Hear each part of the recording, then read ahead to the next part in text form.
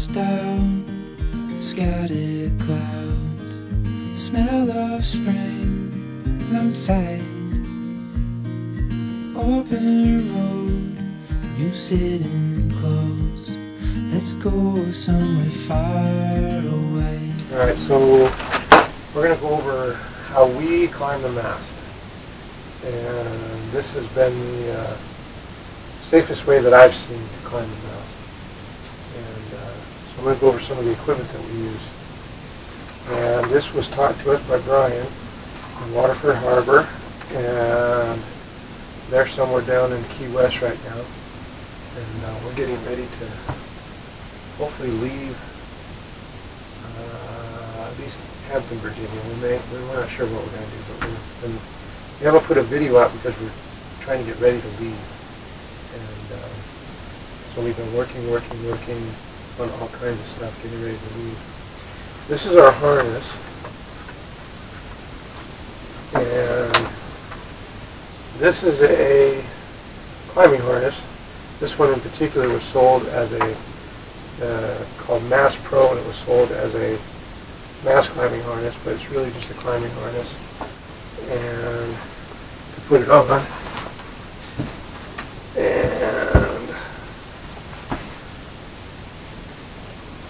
so it's kind of like this.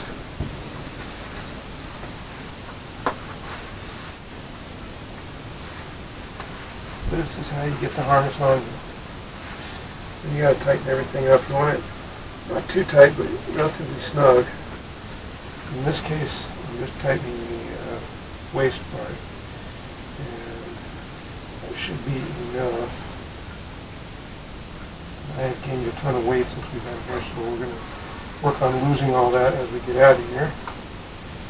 But this is where you would hook up your climbing gear, basically. I'm going to go through that. So this is the harness. It's put the chair under me and lock the chair and the harness to the same equipment. So we'll go over some of the equipment. And I'm not trying to teach anybody how to climb. I'm just showing you the equipment we use. If somebody decides they want to learn how to do this, they should really learn it like we did from somebody who knows what they're doing. And Brian and his family were rock climbers, and so they knew what they were doing. But this is some of the climbing gear. Pull it all out.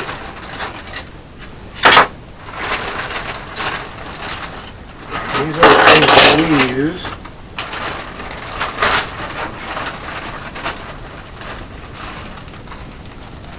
So it is a little bit complicated when we go to do it. So we're going to show a video of me doing it after I kind of explain some of this stuff.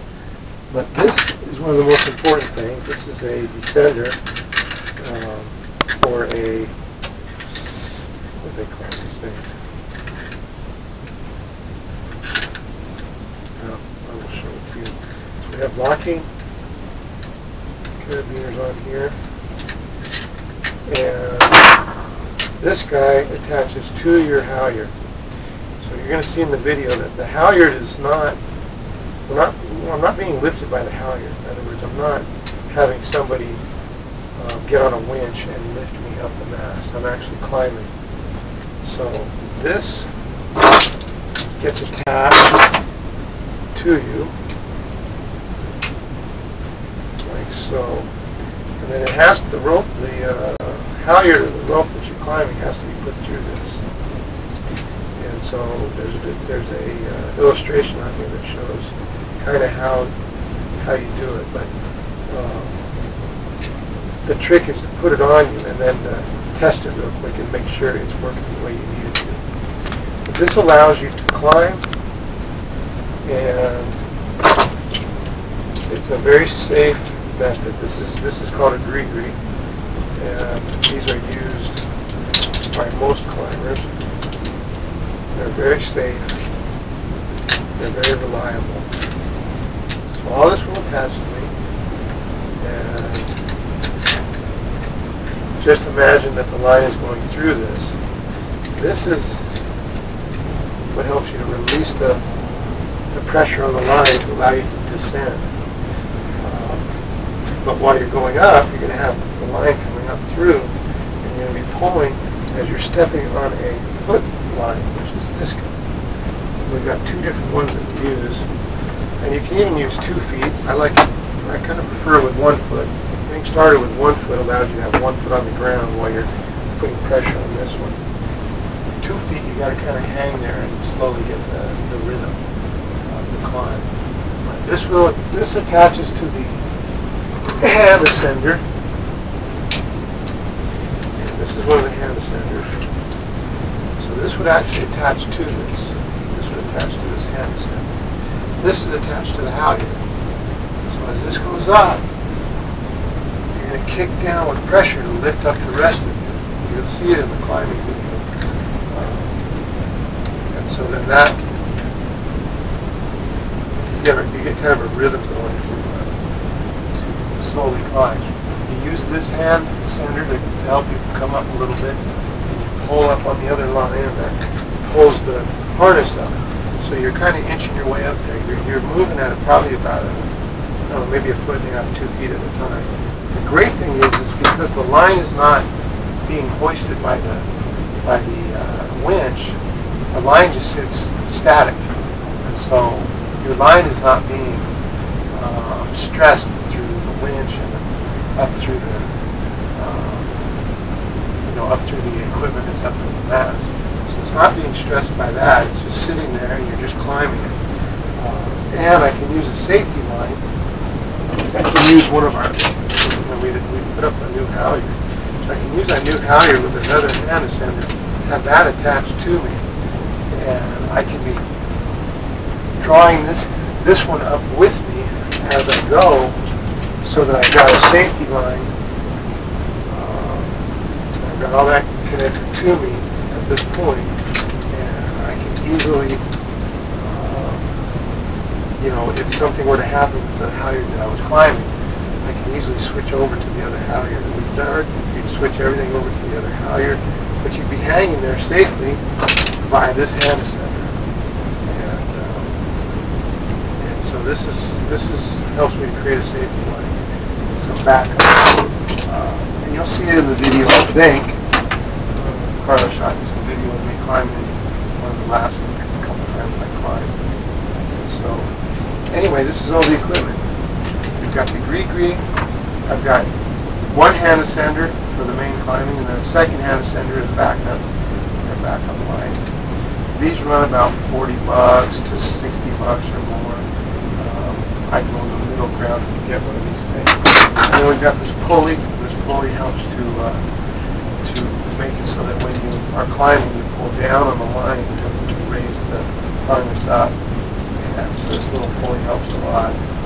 But this is the basic equipment. So you've probably got, $30 worth of carabiners.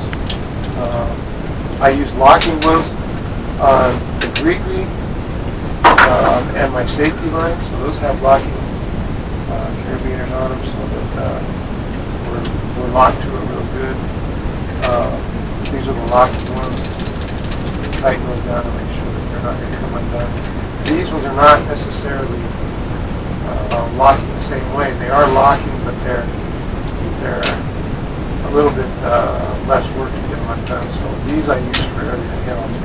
It's a little simple. But I think that gives you the basic idea. I think it's probably about $30 with the carabiner, maybe a little bit more. The gree-gree is about $80 to $100, somewhere in there. And then the harnesses you can get for anywhere from $40 to probably $60. So it's under $200 worth of equipment. I made this foot strap out of just good line,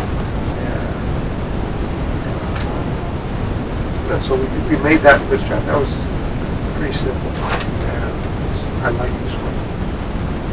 You have another foot strap here that you can use if you wanted to, and I like this one too. This one actually Brian gave me. This one's good too. Either one is fine. But anyway, so hopefully on the video it'll be a little clearer. I wouldn't try doing this unless you learn from somebody.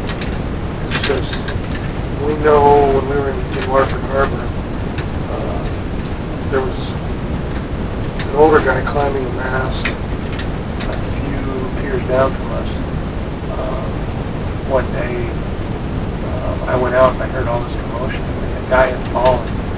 He was climbing the mast, and we don't know the whole story exactly, but basically he fell from up top, and he died of that fall. So I saw him after he fell, and the emergency crew had gotten to him, and he was in really bad shape. He was very erratic breathing. I thought he was in pretty bad shape, so he did die from that. So it's not worth screwing around trying to do this. You want to do it right, though. This is, to me, is the safest way. A lot of people just go up in a bosun's chair. I would never do that. I would always have some type of a harness connected to me. To me, the chair, it's just not the way I want to do it. It's probably fine for a lot of people, but I can incorporate the chair, and that's good enough for me. When I get up somewhere where I need to sit, I can pull the chair in with me and sit into it, and I think we may have some video of that. But anyway, there's the basics, and we will show you some video of me actually climbing the mast. So the other thing I wanted to say is that we're trying to get the boat ready to head to the Caribbean, or the Caribbean, depending on how you say it. And so we've done a ton of work on the boat, and we're trying to head down to the Bahamas. We don't know if we're going to make it right now, or if we're going to have to wait through hurricane season up here. If we leave now, we'll have a couple months down there, and then we're going to have to figure out what to do for hurricane season. We thought about just staying in the Bahamas for hurricane season, but we don't know enough about it. It might be just fine. Odds are probably that the hurricanes will hit the U.S. before they hit the Bahamas, but we all know that the Bahamas got hit pretty hard not too long ago. So hopefully some of our next videos will be us traveling.